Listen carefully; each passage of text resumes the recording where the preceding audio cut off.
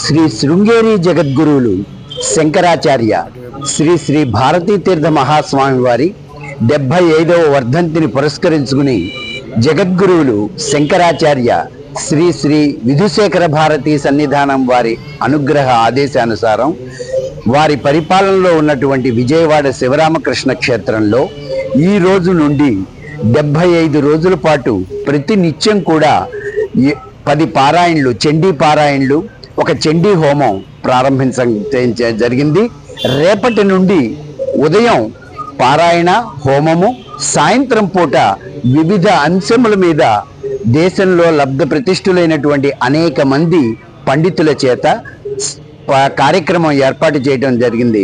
ఉపన్యాస పరంపర రేపు 24వ తేదీ నుండి 27వ తేదీ వరకు గణేష పురాణం మీద తిరుమల తిరుపతి దేవస్థానంలో పాఠశాలలో ఉన్నటువంటి శ్రీ అంబడిపూడి రాధేశ్యామ్ గారు గణేష పురాణం మీద వ్యాఖ్యానం చేస్తారు.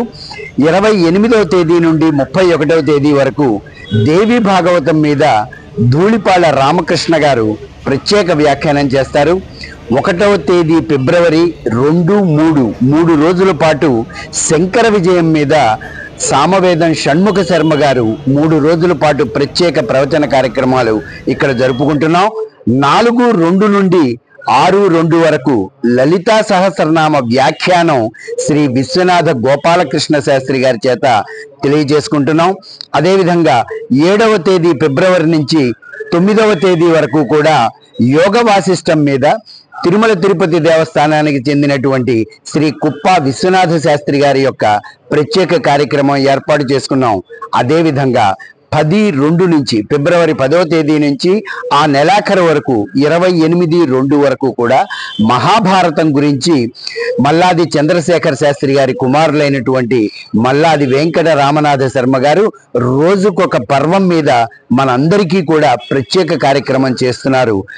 మార్చి 1వ తేదీ నుండి 9వ తేదీ వరకు శివపురాణం మీద దుర్గగుడి దేవస్థానం పండితులు చింతలపాటి వెంకటేశ్వర శాస్త్రి గారు వ్యాఖ్యానం చేస్తారు.